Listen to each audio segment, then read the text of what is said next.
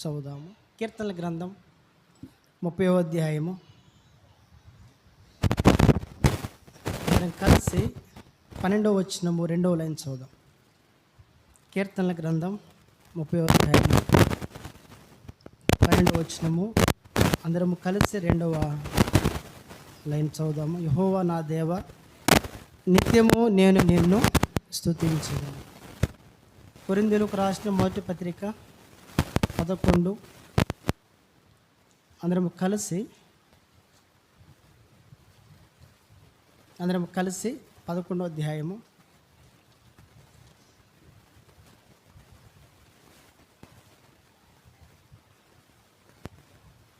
26వ వచనం అందరం కలిసి అవుదాం.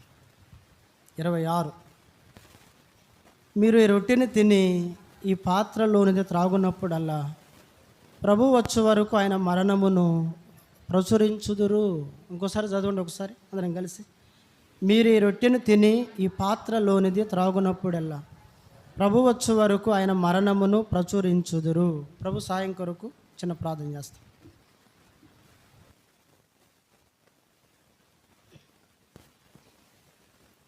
శాశ్వతమైన ప్రేమతో నన్ను మమ్మలను మిక్కిలిగా ప్రేమించిన మా ప్రియ పరలోకపు తండ్రి, పరిశుద్ధుడైన జీవము గల దేవ, సకల ఆశీర్వచన స్తోత్రములకు మించిన ఘనమైన శ్రేష్టమైన నీ యొక్క నామమును బట్టి మరోసారి తండ్రి బలయుద్ధ సాగిలపడి మా హృదయపూర్వకమైన వందన స్తుతులు చెల్లిస్తున్నాము ప్రభువా. మరి సెషన్లో ప్రభువా, మరి నిన్ను ఆరాధించే దాని కొరకై మీరు ఇచ్చినటువంటి లేఖన భాగాన్ని ప్రియమైన తండ్రి మా వినికిడిలోనికై మీరు వినిపింపజేసిన దానిని బట్టి కూడా అందరము ఆత్మతో సత్యముతో ఆరాధించటానికి నువ్వు చూపిన మహోన్నతమైన నీ ప్రేమ కొరకొందున్నాను దేవా. తిరిగి మీ శరీరము మీ రక్తము మా మధ్యలో మీరు ఉంచినారు. నా శరీరము తిని నా రక్తము త్రాగువాడే నిత్య జీవము గలవాడు, అంతే దినమున నేను వాడిని లేపుతున్నాను. కాబట్టి దేవా, మీ శరీర రక్త మాంసములలో మేము పాలి భాగస్థులము అవుతుండగా దయతో మీరు మమ్మల్ని జ్ఞాపకం చేసుకోండి దేవా. మమ్మల్ని మేము పరీక్షించుకొని యోగ్యముగా మేము పాలు పొందే దాని కొరకై దయ చూపించమని ప్రార్థన చేస్తుంటున్నాం దేవా. దాసు నన్ను కూడా జ్ఞాపకం చేసుకొని మీ శిలువ చాటున మరుగుపరచండి అయ్యా. నీ పాత్రగా పనుముట్టుగా మీరు నిలవబెట్టి బలపరిచి వాడుకోమని ప్రార్థన చేస్తుంటున్నాం. మేలకై ముందున్న సమయమంతా మీరు దీవెనకరంగా చేయమని యేసుక్రీస్తు ప్రభు వారి యొక్క పరిశుద్ధమైన నామములోనే స్తుతించి ప్రార్థన చేసి అడిగి వేడుచున్నాము తండ్రి, ఆమేన్. దేవుని వాక్యములో మనము చదువుదాము. కొరింథీయులకు రాసిన మొదటి పత్రికలో మరి 11:26లో మనం ఆ మాట చూస్తూ ఉన్నాం. ప్రభు అన్నాడు, దేవుని బిడ్డలారా, మరి నా శరీరము తిని నా రక్తము త్రాగువాడే నిత్య జీవము గలవాడు అన్నాడు. అంత్య దినమున నేను వానిని లేపుదునన్నాడు. మీరు జాగ్రత్తగా వినాలి. కాబట్టి నా శరీరము తిని నా రక్తము త్రాగువాడే నిత్య జీవము గలవాడు, అంత్య దినము నేను వాడిని లేపుదునన్నాడు. ఇప్పుడు మనము మనలను దేవుడు అంత్యదినమును లేపాలి అంటే ఇప్పుడు మనం ఏం కలిగి ఉండాలి చెప్పండి. ఈరోజు ఈటింగ్ కూడా లేదు, కొంచెం ఆలస్యమైనా ఏం పర్లేదు అనుకోవటానికి. ఇప్పుడు అంత్యదినాన ప్రభు మనం లేపాలంటే మనం ఏం చేయాలంటున్నా నేను. అమ్మా ఏం వినపడతలే నాకు. అరే నేను ముందు చెప్పిన మాట అదే కదా, నా శరీరము తిని నా రక్తము త్రాగువాడే నిత్య జీవము గలవాడు, అంత్యదిన వాడిని లేపుడు అన్నాడు. ఇప్పుడు అంత్యదినాన ప్రభు మనం లేపడం మనం ఏం చేయాలంటే ఆయన శరీరాన్ని తిని ఆయన రక్తాన్ని మనం తాగాలి. అది ప్రభు చెప్పే మాట. ఇప్పుడు కొరింథీయులకు రాసిన మొదటి పత్రిక 11:26 ఏం రాయబడింది? ఏం రాయబడింది అక్కడ? మీరు ఈ రొట్టెని తిని ఈ పాత్ర త్రాగునప్పుడల్లా, అంటే ఇప్పుడు నెలకి ఎన్నిసార్లు తింటున్నాం, ఎన్నిసార్లు తాగుతున్నాం చెప్పండి? ఎన్నిసార్లు? 4 అంటే రోజు తింటున్నామా? రోజు తింటున్నామా? తింటలేదుగా. రోజు తాగుతున్నామా? రోజు తాగట్లా, రోజు తినట్లా. అంటే ఈ పాత్రలో మీరు అంటే మీరు ఈ రొట్టెని తిని ఈ పాత్ర త్రాగునప్పుడల్లా అన్నాడు. అంటే తిన్నప్పుడల్లా త్రాగునప్పుడల్లా అన్నాడు. అంటే ఇప్పుడు తిన్నప్పుడల్లా త్రాగినప్పుడల్లా ఇప్పుడు ఏం చేయాలా? ఇప్పుడు మనం అన్నం తింటామండి, అన్నం తిన్నప్పుడల్లా వాటర్ తాగుతాం లేదా? చెప్పాలా? అసలు వాటర్ తాగకుండా భోజనం ఎట్లా చేస్తావు అన్నా అంటారా? అవునా కదా. అసలు వాటర్ తాగకుండా అసలు భోజనం ఎలా చేయగలమన్నా? అవునా కదా. మరి బైబిల్ మనకి ఏమి సెలవిస్తూ ఉంది?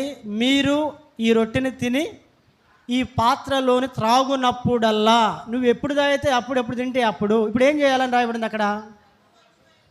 ప్రభు వచ్చు వరకు. ఇప్పుడు ఆయన మరణ ప్రచురం, ఇప్పుడు ఇది ఆజ్ఞ కదా, ఏమంటారు చెప్పాలా? ఇది ఆజ్ఞ కదా. అంటే ప్రభు బలలో పాలు పొందే వారిని గురించి ప్రభు మాట్లాడే మాట ఇది. అంటే పాలు పొందే వారిని గురించి చెప్పే మాట. అంటే పాలు పొందేవాని ప్రభు చెప్పే మాట ఏంటి అంటే, మీరు తిన్నప్పుడల్లా త్రాగునప్పుడల్లా ఆయన వచ్చు వరకు ఆయన మరణాన్ని ఏం చేయాలా? ప్రచురించడం అంటే ఏంటి అర్థం అమ్మా? చెప్పాలి. ప్రకటించడం అని అర్థం. అంటే ప్రచురించడం అంటే ఏంది? ప్రకటించాలని అర్థం. ఇప్పుడు కింద 28 ఏమన్నాడు? కాబట్టి ప్రతి మనుషుడు తన్ను తాను పరీక్షించుకొని అలాగూ చేసి, ఇప్పుడు ఎలా పరీక్షించుకోవాలి? ఏం పరీక్షించుకోవాలా? ఏం పరీక్షించుకోవాలండి అంటే ఏం మాట్లాడరేంది? ఇప్పుడు ఆయన అన్నాడు కదా, ఈ రొట్టెని తిని ఈ పాత్ర త్రాగునప్పుడల్లా నా మరణాన్ని ప్రచురించమని ప్రభువు చెప్పినాడు కదా, దానిని ఏం చేయాలంట? పరీక్షించుకోవాలి. అంటే ఏంటి? అంటే నిజముగా నేను ప్రచురిస్తూ ఉన్నానా లేదా, అంటే ప్రకటిస్తున్నాను లేదా, అంటే ఏంటి? అంటే ఇప్పుడు నీవు ఆయన మరణాన్ని నువ్వు ప్రచురించకపోతే ఇప్పుడు నువ్వు తిని త్రాగటం వల్ల ఏమైనా అర్థం ఉందా? మనం నిజాలు మాట్లాడుకుందాం, చెప్పండి, వాస్తవాలు మాట్లాడదాం. కొంచెం మన హృదయానికి కఠినంగా ఉన్న వాస్తవాలు మాట్లాడుకుందాం. ఇప్పుడు ఆయన శరీరాన్ని తిని ఆయన రక్తాన్ని మనం త్రాగేటప్పుడు ప్రభు చెప్పిన మాట ఏంది? మీరు తిన్నప్పుడల్లా త్రాగునప్పుడల్లా నా మరణాన్ని మీరు ప్రచురించండి అన్నాడు. అంటే వారానికి ఒకరోజు మనం తినేది త్రాగేది, వారానికి ఒకరోజు త్రాగేది. ఇక 24 గంటలు 360 రోజులు ఇంకా మనం తినేది త్రాగేది వేరే ఉంటారు కదా, వేరే సంగతి. ప్రభు దాని గురించి మాట్లాడలే. ఇది ప్రభు శరీరము, ప్రభు రక్తము కాబట్టి ఆయన శరీర రక్త మాంసములలో పాలి భాగస్సులు అయ్యే వారు ఖచ్చితంగా ఏం చేయాలంట? అది నియమం, అది క్రమం. ప్రభు చెప్పిన మాట ఏంటి? ఆయన మరణాన్ని ప్రచురించాలి అంటే ఏంటి? ప్రకటించాలి. అంటే సువార్తలో మనం ఏం చేయాలా? పాలు పొందాలి. ఇప్పుడు నువ్వు పాలు పొందట్లేదు అంటే ఇప్పుడు దేవుని యొక్క ఆజ్ఞను అతిక్రమించినట్ల కాదా? చెప్పండి, మనం ముందుకెళ్దాం. ఇప్పుడు నువ్వు సువార్త పరిచర్యలో నువ్వు పాలు పొందట్లేదంటే ఇప్పుడు ఆజ్ఞను అతిక్రమించినట్ల కాదంటున్నా నేను. దానికి సమాధానం చెప్పి ముందుకెళ్దాం. మనం మాట్లాడరు అమ్మా? అతిక్రమించినట్టే కదా. మరి అతిక్రమించినప్పుడు పాలు పొందటం ఏమైనా అర్థం ఉందంటారా? పాలు పొందకపోతే మంచిదిగా. బైబిల్ ఏం చెబుతుంది? ఇది ప్రభు శరీరం అని వివేచింపక తిను త్రాగువాడు తనక తాను ఎలా చేసుకుంటున్నాడు. ఇప్పుడు శిక్ష కలిగించుకోవడం ఎందుకు? అసలు తినకుండానే పోయేదిగా. అవునా కదండి? ఇప్పుడు తింటే ఖచ్చితంగా ఆయన మరణాన్ని ఏం చేయాలా? ప్రచురించాలా. ప్రచురించడం నువ్వు ఎక్కడ ప్రచురిస్తావు? నువ్వు ఏమైనా కాలేజీలో ఏమైనా చదువుతున్నావా, లేకపోతే వ్యాపారం కాడ చదువుతున్నావా, లేకపోతే పని కాడ ఏమన్నా సువార్త చదువుతున్నావా, లేకపోతే ఎక్కడ నలుగురు కూర్చున్న కాడ ఏమన్నా దేవుని వాక్యం గురించి మాట్లాడు, ఇవన్నీ ఏమైనా ఉంటాయా? సంభాషణలు ఉంటాయి ఎక్కడైనా? అది మందిరంలో తప్పితే దేవుని మాట వాక్యము నోటి నుండి రాదు. మరలా వారం వరకు దేవుని మందిరం ఉంటే తప్ప, బయట ఉంటే రాదు. మరి ఎక్కడ ప్రకటిస్తున్నావు దేవుణ్ణి? పాలు పొందటానికి చెప్పాలా?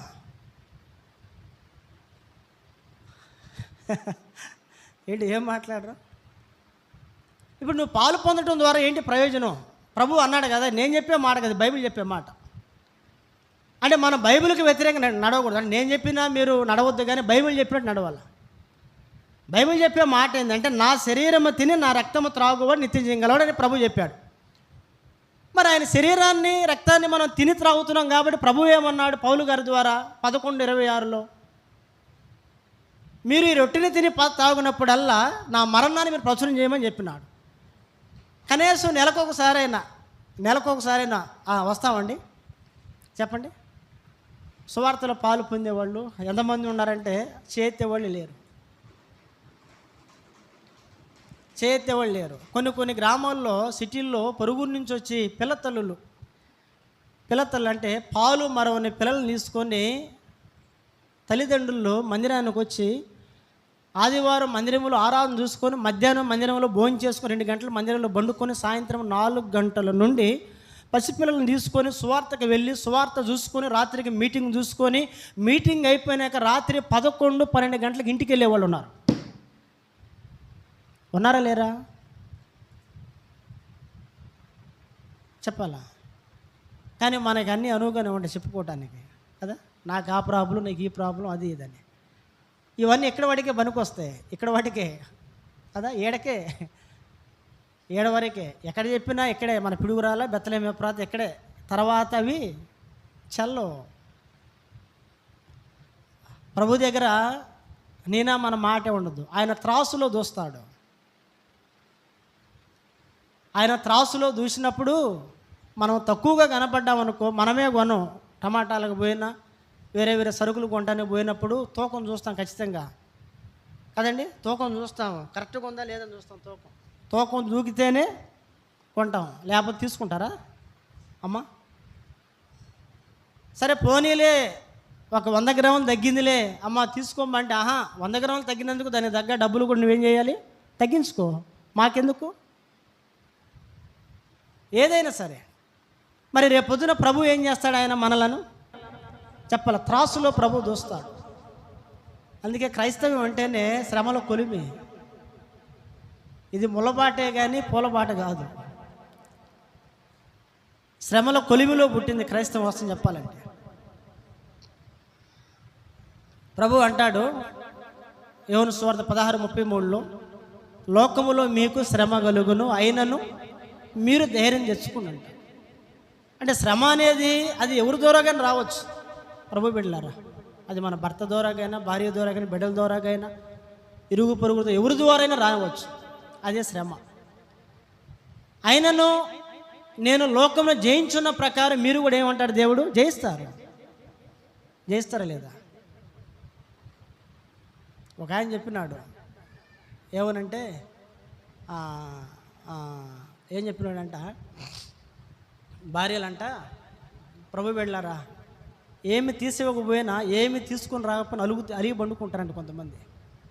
అంటే ఒక దైవజనుడు చెబుతుంటే అన్నా నేను, నాకు అది కొనుక్కరా ఇది కొనుక్కరా, నువ్వు కొనుక్కొచ్చిన దాకా నేను మౌనంగానే ఉంటాను, ఈ మౌనం వీడను అని అలిగి పండుకుంటే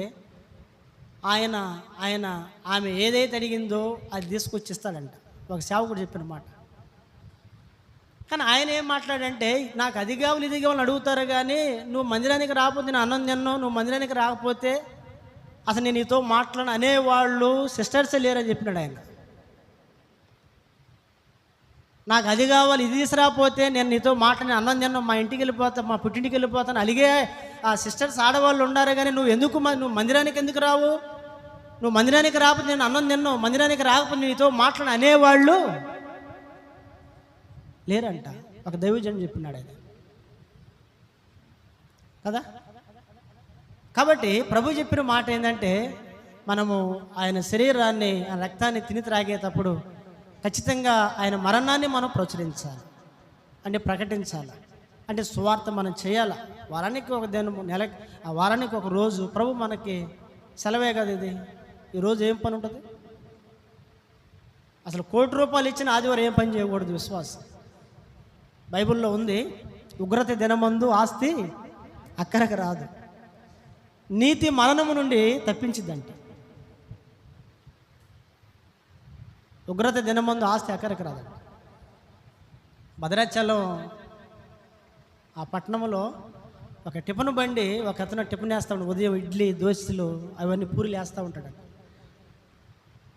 ఒక ఆయన రోజు చూస్తూ ఉన్నాడు, ఆదివారం మాత్రం పెట్టట్లా బండి. ఒకరోజు అడిగాడంట, అయ్యా నీవు అన్ని దినాలు పెడుతున్నావు, ఆదివారం ఎందుకు పెట్టట్లేదంటే ఆయన అన్నాడంట, ఆదివారం నేను మందిరానికి వెళ్ళాలా అంటే ఆయన అన్నాడంట, అయ్యా ఆదివారం ఎక్కువ షాపులన్నీ క్లోజ్ ఉంటాయి కాబట్టి నీకు ఎక్కువ వ్యాపారం జరిగిద్దిగా, నీకు ఎక్కువ లాభం వస్తుంది కంటే ఆయన అన్నాడంట, ఆదివారం నాకు 2 లక్షల లాభం వచ్చినా నేను బండి పెట్టను అన్నాడంట.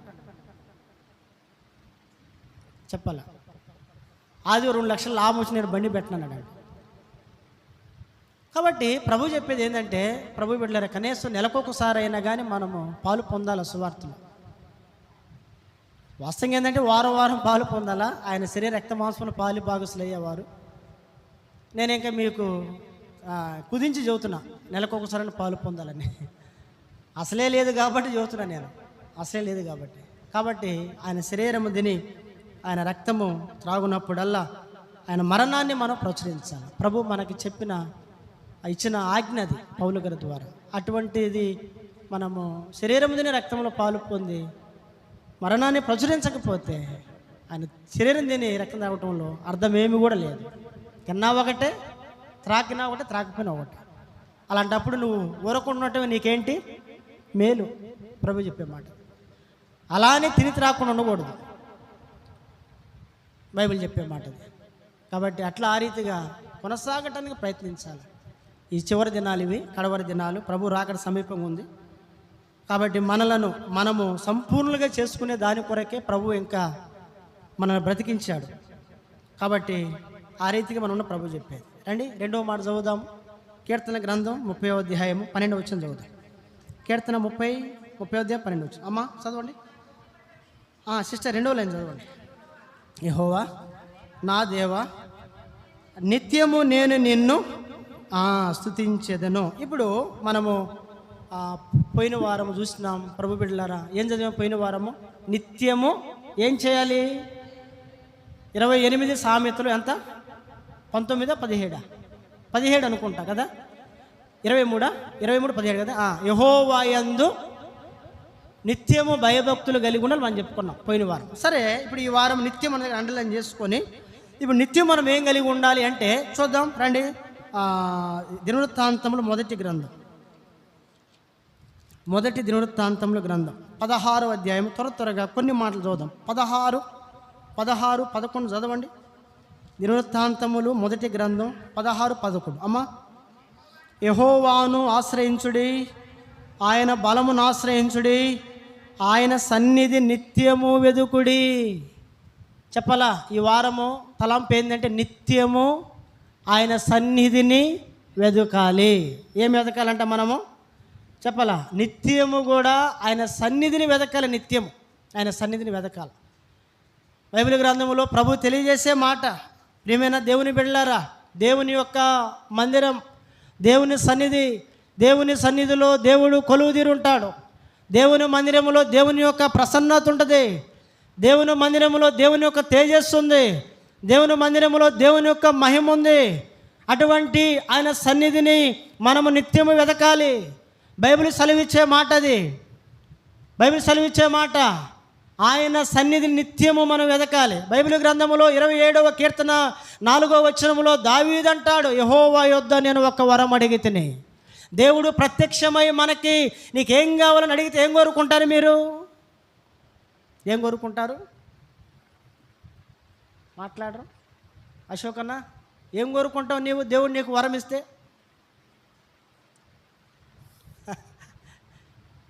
చెప్పాలా? చెప్పరేంటమ్మా? ఏం మాట్లాడు మరి మాకు మీరేం చెప్పండి. దేవుడు మీకు వరం ఇస్తే ఏం వరం కోరుకుంటారు?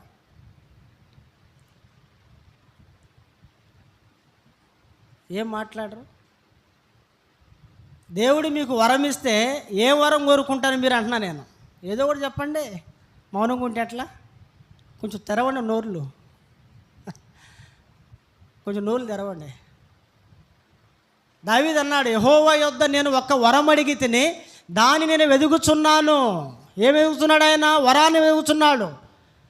యెహోవా ప్రసన్నతను చూచుటకు, ఆలయములో ధ్యానించుటకు నా జీవిత కాలమంతా యెహోవా మందిరములో నేను నివసింపగోరుదును, ఇదే నీవు నాకు వరంగా అన్నాడు. ఏం కోరుకున్నాడు ఆయన? చెప్పలా? నా జీవిత కాలమంతా యెహోవా మందిరములో నేను నివసించాలి, దానిని నీవు నాకు వరముగా ఇవ్వన్నాడు. ఎవరంట? భక్తుడు. ఈరోజు మందిరం పట్ల ప్రియమైన దేవుని బిడ్డలారా, నీ యొక్క ఉద్దేశం ఏంది? బైబిల్లో రాయబడింది 42వ కీర్తనలో మనం చూస్తాం కదా, 2వ వచనములో ఏంటంటే అక్కడ ఎవరైనా కోరహ కుమారులు, ఆ మాట చదవండి, 1-2 వచనం చదవండి. రాయబడిన మాట ఏంటంట, యెహోవా మందిరములో సన్నిధిలో ఎప్పుడెప్పుడు నేను కనబడుదునా అని. దేవుని సన్నిధి ఎప్పుడు వచ్చేదను? ఆయన సన్నిధి నేను ఎప్పుడు కనబడేదను. చూడ చాలు. ఇప్పుడు అంటే వారి యొక్క ఉద్దేశం ఏంటంటే ఎప్పుడెప్పుడు దేవుని యొక్క సన్నిధిలో కనబడాలని వారు ఏం కలిగి ఉన్నారంటే ఆశ కలిగి ఉన్నారు. కానీ ఈ దినాల్లో దేవుని మందిరం అంటే దేవుని బిడ్డలకి ఏమి లేదంట, పట్టింపు లేదు. ఉందా చెప్పండి? దేవుని మందిరం అంటే ప్రియమైన దేవుని బిడ్డలారా భయం లేదు. అసలు మందిరం అంటే భయం లేదు కదా. వచ్చేటప్పుడు ఎలా వస్తారంట మందిరానికి? రావటమేమో తాబేలులాగా వస్తామంట, పోయేటప్పుడు కుందేలు కాదక్క, చిరతపులి. వచ్చేటప్పుడేమో తాబేలులాగా వస్తామంట. ఎట్టట్ట కొంతమంది బాతులు వస్తుంది చూసేట, బాతులు నడుస్తామంట, బాతులు నడిచినట్టు నడుస్తుంటారు. ఇట్లా మందిరానికి వచ్చేటప్పుడేమో తాబేలులాగా రావటం, పోయేటప్పుడు ఎలా పోతారంట? ఏమండి? చిరత పులి పోయినట్టు పోతారంట. ప్రైజులు ఆడంటే చాలు, ఇంకా రోడ్డు మీద కనపడతారు, ఈ మధ్యలో కనపడటం ఇంకా నిజం. ప్రైజులు ఆడంటే అందరికీ ఆశీర్వాద ప్రార్థన అయిపోయింది. ప్రైజులు ఆడంటే మాత్రము ఇక మందిరంలో 2 సెకండ్లు ఉంటారు. ఎక్కడ కనపడతారు? బస్ స్టాండ్ కాడ ఉంటారు, బయట కూర్చొని బస్ స్టాండ్ కాడ ఉంటారు కొంతమంది. నిజం. కొన్ని మందిరాల్లో అయిపోయిన తర్వాత వెంటనే ప్రజలు చెప్పినప్పుడు కొంతమంది ప్రార్థన చేయించుకుంటారు. సేవకుడి దగ్గరకు వచ్చి ప్రార్థన చేసుకుంటారు కొంతమంది. మాకు అంత అవసరం లేదని అంటారేమో కదా. నాకు తెలిసి ఇక్కడ ప్రార్థన చేయించుకునే వాళ్ళు ఇద్దరు కనపడ్డారు. ఒక ఆమె వీరాపురం జ్యోతి సిస్టర్ అను, రెండవది ఎవరంటే ఆ అక్క పేరు కొండమూడు యేసుమ్మక్క. మీరంటారు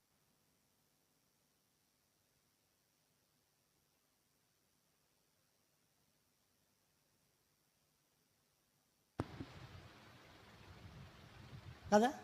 కాబట్టి దేవుని యొక్క మందిరములో దావీదు జీవిత కాలం అంతా నివసించడానికి ఇష్టపడ్డాడు. కొంతమంది ఎన్నిసార్లు చెప్పినా చెప్పాలా, ఆలస్యం. చాలామంది ఆలస్యం దేవుని మందిరానికి కదా. ఆలస్యం మందిరానికి రావటం. మళ్ళీ నేను రిపీట్ చేస్తా, భక్సం గారు చెప్పింది నేను చెప్పట్లా. కావాలంటే నేను ఆ వీడియో క్లిప్ ఉంది, నేను మన గ్రూప్లో సెండ్ చేస్తా, చూడండి మీరు కావాలంటే. భక్త సింగ్ గారు 100 సార్లు సిగ్గుపడాలి అనేవాడంట. మందిరానికి లేటుగా వస్తే ఎన్నిసార్లు అంట? 100 సార్లు సిగ్గుపడేవాళ్ళు అనేవాడంట. అంటే ప్రేమతో చెబుతున్నా మీ అందరికీ దైవ సేవకుడుగా. కాబట్టి మనం అన్ని విషయాల్లో మనము త్వరగా ఉంటాము. కాబట్టి అన్నిటికంటే కూడా మందిరానికి మనము ముందు రావాలి ఎప్పుడైనా సరే. ఎందుకంటే దేవుని మందిరంలో దేవుడు ఉంటాడు. ఎవరి దగ్గరికి వస్తున్నాం మనము? దేవుడి దగ్గరికి. అరే దేవుడి దగ్గరికి పోయేవాళ్ళు ఎవరైనా ఆలస్యంగా పోతారండి?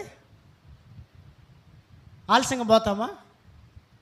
ఏమైనా యుద్ధానికి పోతున్నావా?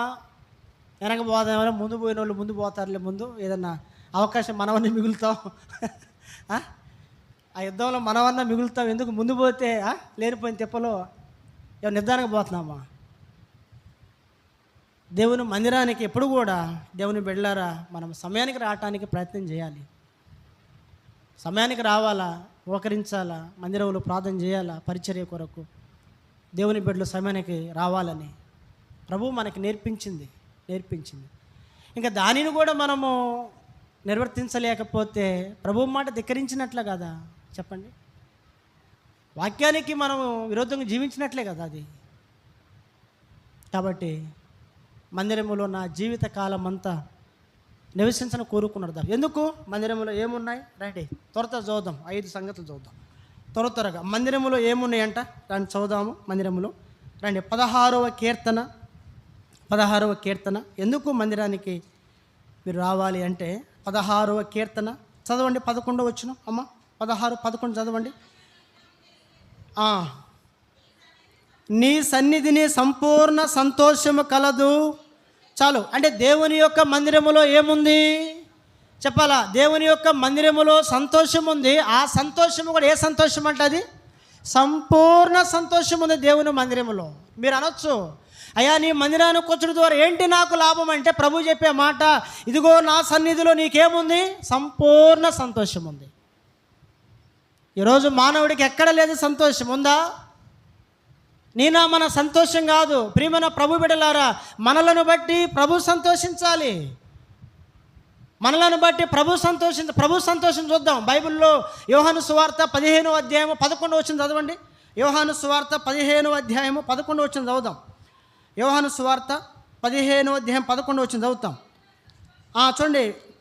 మీ యందు నా సంతోషము ఉండవలెనని. ఇప్పుడు మన యందు దేవునికి ఏముండాలంట అండి? మనల్ని బట్టి ఆయనకి సంతోషం ఉండాలా చెప్పాలా? అసలు దేవుడికే మనల్ని బట్టి సంతోషం లేకపోతే ఈ లోకములకు ఎవరు మనల్ని బట్టి సంతోషించరు. గుర్తుపెట్టుకో. ప్రభు చెప్పే మాట 11వ వచనంలో ఏమన్నాడు ఆయన అంటే, ఇంకోసారి చదువుదాం సిస్టర్ ఆ మాట చూడండి. మీ యందు నా సంతోషము ఉండవలెననియు మీ సంతోషము పరిపూర్ణము కావాలనని ఈ సంగతులు మీతో. అంటే మన సంతోషం ఎప్పుడు పరిపూర్ణమైంది? మన యందు గుర్తుపెట్టుకోవాలా. లేకపోతే మనలను బట్టి దేవునికి ఏముండాలంట? సంతోషం ఉండాలా. అంటే మనలను బట్టి దేవునికి సంతోషం ఎప్పుడు ఉంటుంది? ఎప్పుడు ఉంటుందండి చెప్పరేంటి? సరే దేవుడు కాదు. ఇప్పుడు తల్లిదండ్రులకి బిడ్డలను బట్టి ఎప్పుడు సంతోషం ఉంటుంది? వారు మాట విన్నప్పుడు. అంతేనే కదా. వారు మాట వినకపోతే తల్లిదండ్రులకు సంతోషం ఉంటుందా? సంతోషం ఉండదు. ఇప్పుడు మనలను బట్టి ప్రభు ఎప్పుడు సంతోషిస్తాడంటే, ప్రభు బిడ్డలారా ఆయన మాట మనం విన్నప్పుడు, ప్రభు చెప్పే మాట అది, అప్పుడు మన సంతోషం ఏమైద్ది? పరిపూర్ణమైద్ది. ఇది దేవుని సంతోషం. అసలు వాస్తవంగా ప్రభు బిడ్డలు ఎటువంటి అనుభవంలో సంతోషం కలిగి ఉండాలంటే హబక్కు గ్రంథంలో ఉంది కదా, 3వ అధ్యాయము చివరి 2 వచనాలు ఉంటుంది. చూడండి. ఏమి ఉన్నా లేకపోయినా నా రక్షణకర్తకు నా దేవుని యందు నేను ఏం చేస్తానన్నాడు ఆయన? ఆనందించేదని అన్నాడు ఆయన. అది నిజమైన సంతోషం, ఆనందం అంటే ప్రభు బిడ్డలు కలిగి ఉండాల్సింది కదండి. ఈరోజు మన సంతోషం ఏంది? ఆరోగ్యం ఉంటే సంతోషం, అన్నీ బాగుంటే సంతోషము. ప్రభు బిడ్డలు అన్నీ ఉంటే సంతోషము. ఏమీ లేకపోతే ఉంటుందా సంతోషము చెప్పాలా? భర్త బాగా మాట్లాడితే సంతోషం, భార్య బాగా మాట్లాడితే సంతోషము. లేకపోతే వీళ్ళు ఎవరు ఏం మాట్లాడకపోతే ఉంటుంది ఆ సంతోషం. అసలు మందిరానికి రా. చాలా మంది అలాంటి బ్యాచ్ కూడా ఉన్నారు. లేకపోలా వాస్తవం నేను చెప్పేది. అయితే నిజంగా మన సంతోషం ఏంటంటే, ఏమి ఉన్నా లేకపోయినా ప్రభువును బట్టి హబక్కుకు అలాగే సంతోషించి ఆనందించాడు ఆయన. కాబట్టి దేవుని మందిరములో ఏముందంటే సంపూర్ణ సంతోషం ఉంది.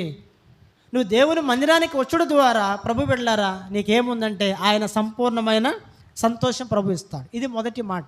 రెండవ మాట చదవండి. రండి త్వరగా చదువుదాం. కీర్తన 36:8. రెండవదిగా చదువుదాం. కీర్తన 36:8. నీ మందిరం యొక్క సమృద్ధి వలన వారు సంతృప్తి నొందుచున్నారు. చాలు. ఇప్పుడు రెండవదిగా మందిరములో ఏముంది చెప్పాలా? సమృద్ధి ఉంది. ఎక్కడుందంటే సమృద్ధి? దేవుని యొక్క మందిరములో సమృద్ధి ఉంది. ఈనాడు నీవు నేను మనము మన కుటుంబాలు పోషించబడుతూ ఉన్నాయి అంటే అది దేవుని యొక్క మందిరము యొక్క సమృద్ధి ద్వారానే ప్రభు చెప్పిన మాట. యెషయా గ్రంథము 3వ అధ్యాయము 1-2 వచనం ఉంది కదా, పోషణ పోషణ ఆధారం అంతా ఎవరంట?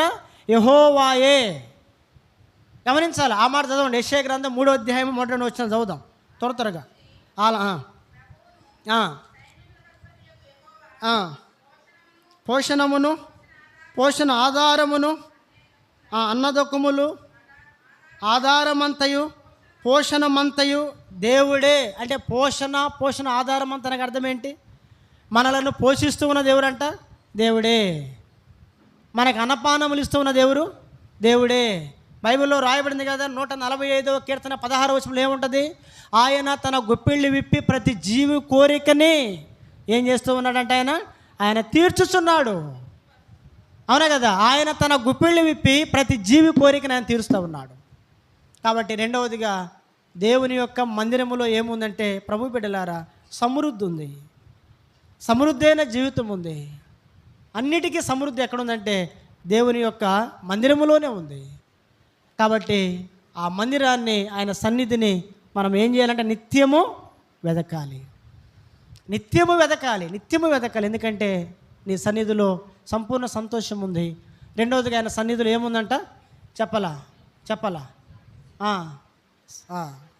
సమృద్ధి ఉంది. ఇది రెండవది. మూడో మాట చదవండి త్వరగా. మూడో మాట చదువుదాము. దినవృత్తాంతం 2వ గ్రంథము 7వ అధ్యాయము 15వ వచనం చదువుతాం.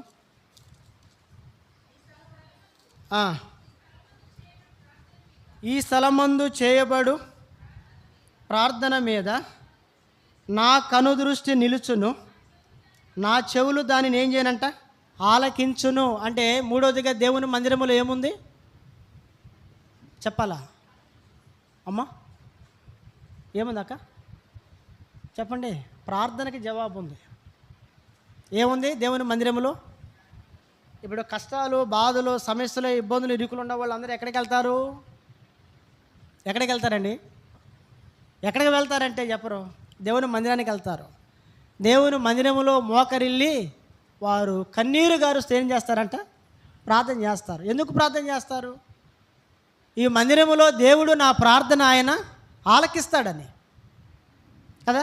మనము సమూయేలు మొదటి గ్రంథం 1వ అధ్యాయంలో హన్న అనే ముందు కదా మనం చూస్తాం కదా, తన వైరియగు పెనిన్న అంటే తన తోడుకోళ్ళు, తన ద్వారా ఆమె బాధింపబడి ఆమె ప్రియమైన వారలారా తృణీకరించబడిన అనుభవంలో ఉన్నప్పుడు ఆమె ఎక్కడికి పోలా, తన తల్లిదండ్రుల దగ్గర పోలా, తన భర్త దగ్గర పోలా, తన అత్తమామల దగ్గరికి వెళ్ళాలా. మీరు నన్ను ఆదరించండి, నన్ను ఓదార్చండి ఆమె వెళ్ళలా. ఎక్కడ పోయింది ఆమె? షిలోహులో ఉన్న దేవుని మందిరానికి వెళ్ళింది ఆమె. అంటే ఆమె కష్టమంతా, బాధంతా, శ్రమంతా ఎక్కడ చెప్పుకుంది ఆమె? దేవుని సన్నిధిలో చెప్పుకుంది. ఎందుకు? దేవుని మందిరములో దేవుడు తన బిడ్డల యొక్క ప్రార్థన ఆయన ఏం చేస్తాడంటే ఆయన ఆలకిస్తాడు. మనకి ఏదైనా బలహీనత ఉందా, కష్టం ఉందా, శ్రమ ఉందా, కన్నీరు ఉందా, ఇబ్బంది ఉందా, ఇరుకుందా, ఏది ఉన్నప్పటికీ కూడా దేవుని మందిరములోకి వచ్చి మనం మోకరిల్లి ప్రార్థన చేస్తే ఆ ప్రార్థన ప్రభు ఏం చేస్తాడంట? ఆలకిస్తాడు కదా. అసలు మధ్యలో ఆదివారం పోతే మరలా ఆదివారం వచ్చేవాళ్ళే ఉన్నారు. అసలు మధ్యలో మందిరానికి వచ్చి ప్రార్థన చేసుకొని చాలా తక్కువ ఉన్నారు ఇక్కడ నేను చూసిన వాటిలో. కొన్ని గ్రామాల్లో మధ్యలో మందిరానికి వస్తారు, వచ్చి కాసేపు కూర్చొని మాట్లాడి మోకరించి ప్రార్థన చేసుకొని వెళ్తూ ఉంటారు. నిజమేనని చెబుతుంది? అబద్ధం చెబుతున్నాను? అంటే మందిరానికి సమీపంగా ఉండేవాళ్ళు, లేకపోతే కొంచెం అటు ఇటుగా దూరం ఉండేవాళ్ళు మందిరానికి వస్తారు. అంటే నాకు తెలిసి ఇక్కడ చాలా తక్కువ మంది కనపడుతూ ఉన్నారు. చాలా తక్కువ మంది కూడా కాదు, 2-3 కంటే ఎక్కువ లేరు. అప్పుడప్పుడు 60 అంకులు వస్తూ ఉంటాడు, జాను బ్రదర్ వస్తాడు ప్రతిరోజు. ఆయన అంటే వీళ్ళెదురు తప్పితే ఎవరు కనపడరు మందిరంలో మిగతా దినాల్లో. అంటే నేను మిమ్మల్ని అంటే కష్టపెట్టాలని మాట్లాడతల్లా, బాధించాలని మాట్లాడతల్లా. కానీ ప్రభు బిడ్డలంగా మధ్యలో అప్పుడప్పుడు ఏదైనా మనకి వారంలో సమయం ఉండదా? డ్యూటీలు మానుకున్న సందర్భాలు లేవా? వ్యాపారాలు మానుకున్న సందర్భాలు లేవా? పనులు మానుకున్న సందర్భాలు లేవా? ఖాళీగా ఉన్న సందర్భాలు లేవా? అటువంటి సమయంలో మన మందిరానికి రావచ్చా లేదా? అంటే వాళ్ళకంటే కష్టాలు బాధలు ఉన్నాయి కాబట్టి వాళ్ళు వచ్చి ప్రార్థన చేసుకుని మాకు ఏమేమి లేవులేయా, అవన్నీ ఏమి లేవులే మాకు వచ్చి ప్రార్థన చేసుకున్నానికి అంటారా? ఇక్కడ హన్నా చేసిన పని ఏంటి అంటే, షిలోహులో ఉన్న దేవుని మందిరానికి వెళ్ళింది, ఆమె మోకరించింది, ప్రార్థన చేసింది, తన బాధ కష్టమంతా ఎవరు చెప్పుకుందంట? దేవుని చెప్పుకుంది. ఆమె సమాధానంతో తిరిగిపోయింది. దేవుడు ఆమె ప్రార్థన ఆలకించినాడు. అంటే ఆమె ప్రార్థన మాత్రమే కాదు, నెహెమియా ప్రార్థన కూడా. నెహెమియా కింద 1వ అధ్యాయంలో ఉంటుంది మనం చూసినట్లయితే. దేవుని యొక్క సన్నిధిలో నెహెమియా ప్రార్థన చేస్తే దేవుడు ప్రార్థన ఆలకిస్తాడు మందిరంలో, గుర్తుపెట్టుకోవాలి.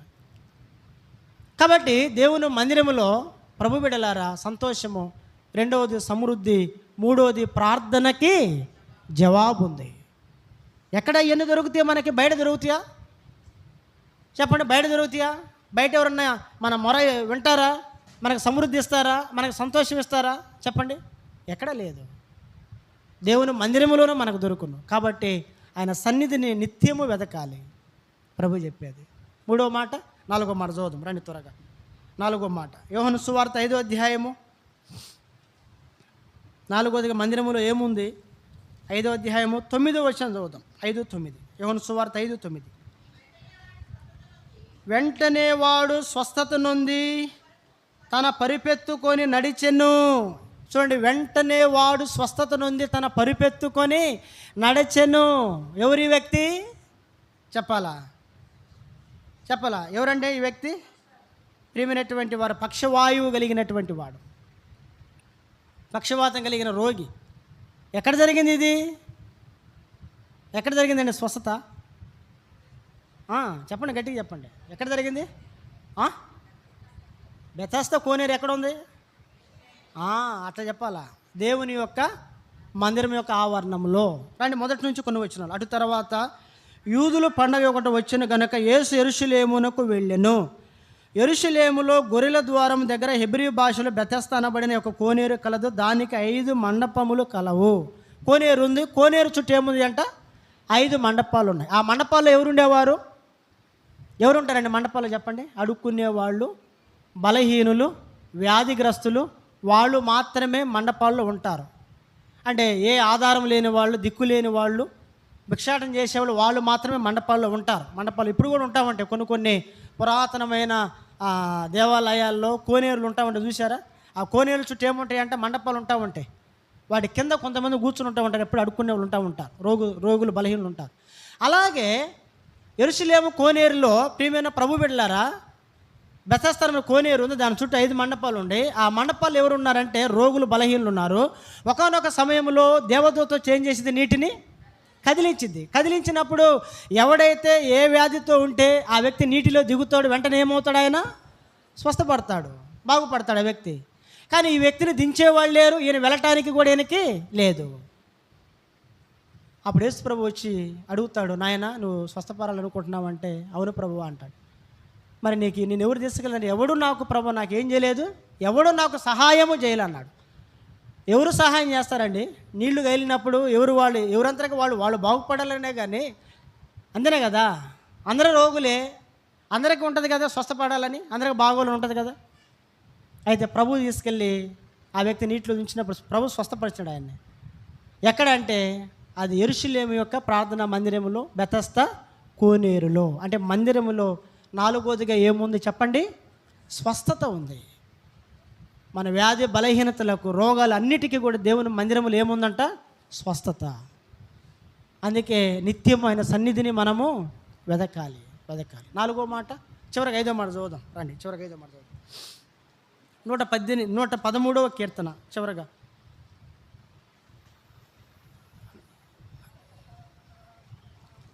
రండి చివరగా చదువుదాము. చివరగా దేవుని మందిరంలో ఏముందంటే 118వ కీర్తన, క్షమించండి 118వ కీర్తన. అమ్మ చదవండి. 26. యెహోవా పేరట వచ్చువాడు ఆశీర్వాదం ముందునుగాక, యెహోవా మందిరములో నుండి మిమ్ము దీవించుచున్నాము. యెహోవా మందిరములో నుండి మిమ్మును దీవించున్నాము. అంటే 5వదిగా మందిరములో ఏముంది చెప్పాలా? ఏముందంటే మందిరములో ఆశీర్వాదం ఉంది. దేవుని మందిరములో ఏముందంటే 5వదిగా ఆశీర్వాదం ఉంది. సామెతలు 10:22 ప్రకారం యెహోవా ఆశీర్వాదము ఐశ్వర్యం ఇచ్చిన. ఎక్కడుంది ఆశీర్వాదం? దేవుని మందిరములో ఉంది. మరి అటువంటిది దేవుని మందిరానికి వ్యతిరేకంగా ప్రభు బిడ్డలైన వారు ఏం కాకూడదు? జీవించకూడదు. నిత్యము కూడా ఆయన సన్నిధిని వెతకాలి. ఎందుకంటే ఆయన మందిరములోనే ఏముంది? ఆశీర్వాదం ఉంది. ఈనాడు నీవు నేను మన కుటుంబాలు మన బిడ్డలు దీవించబడాలి అన్నా, వారు ఆశీర్వదించబడాలి అన్నా, అది ఎవరి ద్వారా అంట? దేవుని యొక్క మందిరము ద్వారా మాత్రమే మనం ఏమవుతూ ఉన్నాము? దీవించబడుతూ ఆశించబడుతున్నాము. మరి అటువంటి మందిరం పట్ల మన వైఖరి ఏంది? ప్రభు బిడ్డ నిత్యము మనము మందిరాన్ని వెతకాలి, నిత్యము వెతకాలి ఆయన సన్నిధిని. అప్పుడే మనకి సంతోషము, సమృద్ధి. చెప్పాలి మన ప్రార్థనకి జవాబు. 4వది స్వస్థత, 5వది ఏంటి? ఆశీర్వాదం. మానవుని యొక్క జీవితం ఈ 5టికే ముడివేయబడి ఉంది. ఇంక ఇవి కాకుండా ఇంకేమైనా ఉన్నాయా చెప్పండి? ఒక వ్యక్తికి అవసరమైనవి ఏంటి? ఇవే కదా. సంతోషం కావాలా, ఆరోగ్యము కావాలా, చెప్పాలా, సమృద్ధి అయిన పోషణ కావాలా, కుటుంబానికి బిడ్డలకి ఆశీర్వాదం కావాలా, చెప్పాలా, ప్రార్థన దేవుడు ఆలకించాలా. ఇవన్నీ ఎక్కడున్నాయంట? మందిరములో ఉన్నాయి. అయితే ఏం చేయాలి? మందిరాన్ని నిత్యము కూడా మనము ఆ మందిరాన్ని, ఆయన సన్నిధిని మనం వెతకాలి. అటువంటి అనుభవంలో మనం ఉన్నామా లేదా పరీక్షించుకో, యోగ్యముగా పాలు పొందుదాం. రండి మోకాళ్ళ మీదకి.